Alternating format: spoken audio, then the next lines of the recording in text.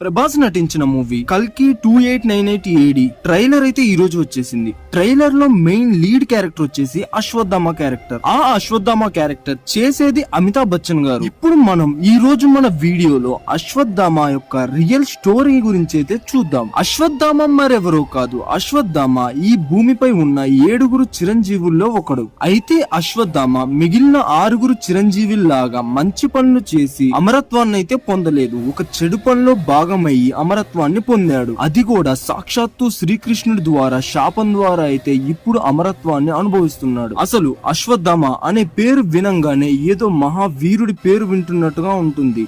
పేరుకు తగ్గట్టే మనిషి కూడా ఏం తక్కువ కాదు. అలా అని అశ్వత్థామ మనిషి కాదు అనడానికి కూడా లేదు. అశ్వత్థామ కూడా మనలాగా ఒక మనిషి. ద్వాపర యుగం సమయంలో మహాభారత యుద్ధానికి కొంచెం ముందు ఈ అశ్వత్థామ యొక్క ఘట్టం అయితే నడిచిందనమాట. అశ్వత్థామ ఏం తక్కువ కాదు. మహాభారత యుద్ధంలో అతి వీరుడైన అర్జునుడికి చాలా తక్కువ మందే పోటీగా నిలిచాడు. అందులో అశ్వత్థామ కూడా ఒకడు. అశ్వత్థామ సాక్షాత్తు పరమేశ్వరుడి యొక్క స్వరూపం. పరమశివుడికి ఉన్నట్లుగానే అశ్వత్థామ కూడా 3వ కన్ను అయితే ఉంది.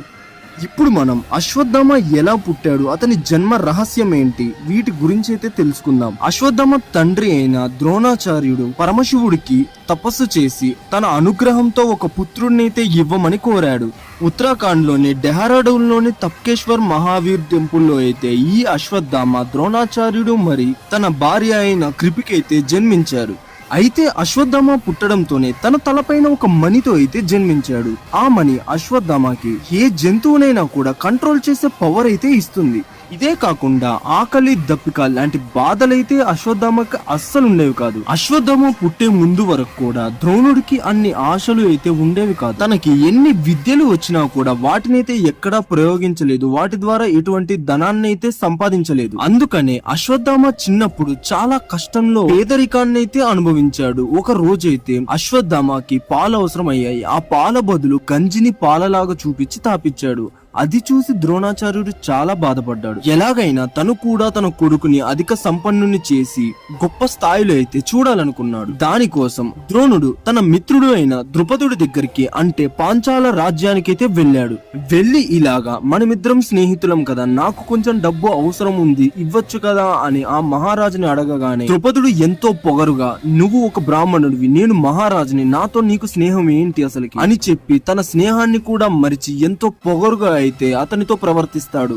సరిగ్గా అదే సమయానికి ఆ రాజ్యానికి వచ్చిన కృపాచార్యుడు ద్రోణుణ్ణి హస్తినాపురానికి అయితే తీసుకెళ్లి పాండవులు మరియు కౌరవులకి అయితే యుద్ధ శిక్షణనైతే ఇవ్వడానికి నియమించాడు. అలాగా నియమించిన ద్రోణాచార్యుడు పాండవులకి మరియు కౌరవులకి ఎంతో యుద్ధ విద్య శిక్షణనైతే ఇచ్చాడు. అలాగా పాండవులు మరియు కౌరవుల్ని మహావీరులను చేశాడు. అందులో ముఖ్యంగా అర్జునుడినైతే విశ్వంలోనే సర్వశ్రేష్ఠ ధనుర్ధారిగా అయితే ప్రకటించాడు. దాంతో పాటు కర్ణుడు కూడా ఉన్నాడు. ఈ టాపిక్ అయితే తర్వాత మాట్లాడుకుందాం. మహాభారత యుద్ధంలో పాండవులు కౌరవులు అంతగా వారి శక్తి సామర్థ్యాల్ని నమ్ముకొని యుద్ధానికి దిగడానికి కారణం వాళ్ళ గురువే. వాళ్ళ గురువు వారికి ఇచ్చిన శిక్షణే. ఇప్పుడు మన అశ్వత్థామ టాపిక్ లోకి వచ్చేస్తే, అశ్వత్థామ కూడా ఏమీ తక్కువ కాదు. సాక్షాత్తు శివరూపమైన అశ్వత్థామకి తన తండ్రి అయిన ద్రోణాచార్యుడు ఎన్నో విద్యలను నేర్పాడు, ఎన్నో అస్త్రాలను అయితే ఇచ్చాడు. దాంట్లో బ్రహ్మాస్త్రం కూడా ఒకటి. అయితే ఇంకోవైపు కౌరవులు పాండవులు మహావీరులైన తర్వాత యుక్త వయసుకు వచ్చినాక ద్రోణాచార్యుడు ద్రుపదుడి మీద యుద్ధం చేసి తన రాజ్యాన్ని నాకు ఇవ్వమని గురుదక్షిణగా అడుగుతాడు. అప్పుడు కౌరవులు ముందుగా వెళ్లి ఓడిపోతారు. తర్వాత పాండవులు వెళ్లి అర్జునుడు ఒంటి చేత్తో సైన్యాన్నంతా మట్టుపట్టి రాజ్యాన్ని గెలుచుకొచ్చి మన ద్రోణాచార్యుడి పాదాల వద్ద అయితే పెడతాడు. అప్పుడు ఆ రాజ్యానికి అశ్వత్థామని ద్రోణాచార్యుడు రాజుగా చేస్తాడు. అయితే ఇక్కడ ఇంకో ట్విస్ట్ కూడా ఉంది. అశ్వత్థామ పేరుకే ద్రోణాచార్యుడు పాండవుల వైపు ఉన్నాడు, కానీ అశ్వత్థామకి చిన్నప్పటి నుంచే దుర్యోధనుడితో స్నేహం ఉంది. అయితే ఇక్కడ అశ్వత్థామకి దుర్యోధనుడితో స్నేహం చేయడానికి ఎటువంటి అవసరాలు ఇవన్నీ అయితే చాలా తక్కువ ఉన్నాయి. దానికి మెయిన్ రీజన్ వచ్చేసి తన తండ్రి అయిన ద్రోణాచార్యుడు తనకంటే కూడా అర్జునుడినే ఎక్కువ ప్రియంగా చూసుకుంటాడు. దాని వల్లనే అర్జునుడి మీద ఈర్ష్యతో మన శత్రువుకి శత్రువు మనకి మిత్రుడైనట్లుగా దుర్యోధనుడితో స్నేహం అయితే చేస్తాడు అశ్వత్థామ. అయితే ఇప్పుడు యుద్ధంలో ద్రోణాచార్యుడి యొక్క రోల్ ఏంటి? తనను అందరూ కాదన్న తర్వాత కూడా హస్తినాపురానికి మహారాజు అయిన ధృతరాష్ట్రుడు రాజగురు పదవిలో అయితే మన ద్రోణాచార్యుని పెట్టాడు కాబట్టి తనకి ఎప్పటికీ కృతజ్ఞుడై ఉంటాడు. దానికోసమే తన ప్రియ శిష్యుడైన అర్జునుడికి ఆపోజిట్ సెక్షన్ లో అంటే కౌరవుల వైపు ద్రోణాచార్యుడు పోరాడుతూ ఉంటాడు. కానీ అశ్వత్థామ మాత్రం అలా కాదు. మొదటి నుంచి కూడా పాండవులన్నా అర్జునుడన్నా అస్సలు ఇష్టం లేదు. ఆ కారణం చేతనే కౌరవుల వైపు పాండవులకి ఆపోజిట్ గా యుద్ధం చేశాడు. కురుక్షేత్రంలో 10వ రోజు ద్రోణుడు ధర్మరాజుని చంపుతానని దుర్యోధనుడికైతే మాటిస్తాడు. అలా ఆ మాట వల్ల ద్రోణుడు 11వ రోజు నుంచి 13వ రోజు వరకు ధర్మరాజుపై అటాక్ చేస్తానే ఉంటాడు. అయితే మహాభారతంలో ఇంకో సాడెస్ట్ మూమెంట్ అయితే ఒకటి ఉంది. అదే అభిమన్యుడు చనిపోవడం. అలా 13వ రోజు అభిమన్యుడు చనిపోయిన తర్వాత అర్జునుడు 14వ రోజు సూర్యాస్తమం అయ్యే లోపున జయద్రథుడు అంటే సైంధవుణ్ణి అయితే చంపేస్తానని వాగ్దానం అయితే చేస్తాడు. అలా కాకపోతే నేను అగ్ని స్నానం కూడా చేస్తానని చెప్తాడు.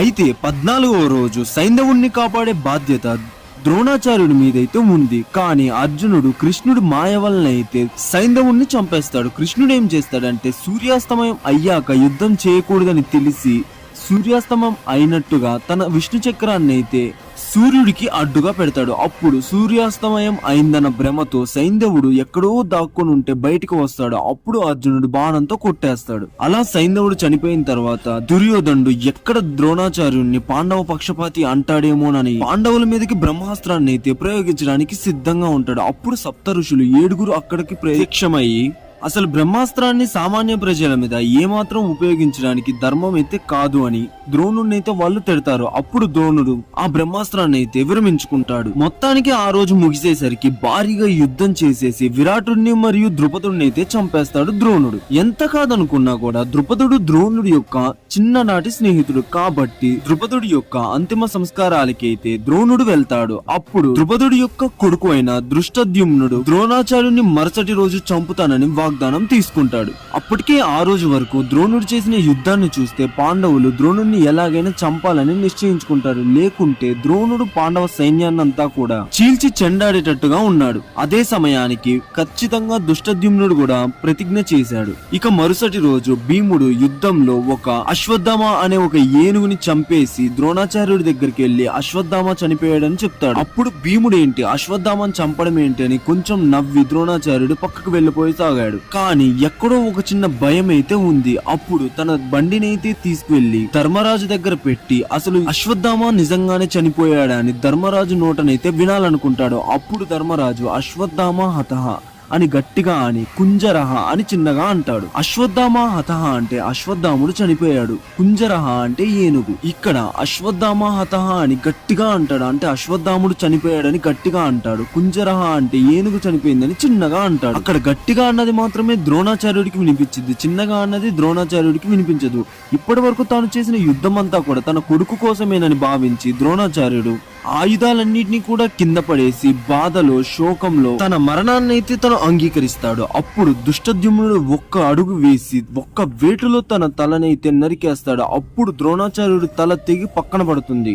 అప్పుడు ఆ చుట్టుపక్కన ఉన్న కౌరవులు అందరూ కూడా మీరు అధర్మంగా ద్రోణాచార్యుడిని చంపారని వాదిస్తుండగా అప్పుడు కృష్ణుడు మధ్యలోకి ఎంటర్ అయ్యి మీరు అభిమన్యుణ్ణి ఎలా చంపారు, ఒక 16 పిల్లగాన్ని కూడా మోసం చేసి చంపారు అని అది అధర్మం కాదా, అది అధర్మం అయితే ఇది అధర్మమే, అది న్యాయం అయితే ఇది న్యాయమే అని చెప్తాడు. అప్పుడు కౌరవులందరూ కూడా సైలెంట్ అయిపోతారు. అప్పుడు అక్కడికి అశ్వత్థామ వస్తాడు. అశ్వత్థామ తన తండ్రి చావును చూసి ఎంతగానో చలించిపోతాడు. అప్పుడు కోపోద్రుక్తుడైన అశ్వత్థామ తన దగ్గర ఉన్న నారాయణాస్త్రాన్ని అయితే పాండవుల మీదకి వదులుతాడు. నారాయణాస్త్రం ఎలా పనిచేస్తుందంటే యుద్ధం చేసే ప్రతి వాణ్ణి కూడా అంతం చేస్తుంది. అలాగా పాండవుల సైన్యం అయితే అంతరించిపోతూ ఉంటుంది. అప్పుడు కృష్ణుడు పాండవ సైన్యాన్నంతా కూడా యుద్ధాన్ని ఆపేసి చేతిలో ఉన్న ఆయుధాలని కింద పడేసి రథాలు దిగి నేల మీద పడుకోండి అని చెప్తాడు. అప్పుడు వాళ్ళందరూ నిరాయుధులు అంటే యుద్ధం ఆపేసిన వాళ్ళు, యుద్ధం చేయట్లేదు కాబట్టి వారి మీదైతే నారాయణాస్త్రం అయితే అస్సలు పనిచేయదు. కానీ అయినా కూడా అశ్వత్థామకైతే కోపం అస్సలు తగ్గదు. ఈ యుద్ధానికి ముందు రోజు రాత్రి తన తండ్రిని తనకి విజయం చేకూరాలని ఆశీర్వదించమని కోరతాడు. అప్పుడు తన తండ్రి అయిన ద్రోణాచార్యుడు ఎదుటివారి ఆశీర్వాదం కంటే కూడా నీ సామర్థ్యాన్ని నీ నైపుణ్యాన్ని వాడి యుద్ధంలో గెలవమని చెప్తాడు. వీడియో ఒక లెంత్ అయితే చాలా పెరిగిపోయింది కాబట్టి వీడియోకి పార్ట్ 2ని రేపు అప్లోడ్ చేస్తా. వీడియో నచ్చితే లైక్, షేర్, సబ్స్క్రైబ్ చేసుకోవడం అస్సలు మర్చిపోకండి. అండ్ ఇంకో ఇంట్రెస్టింగ్ టాపిక్ తో మళ్ళీ కలుద్దాం.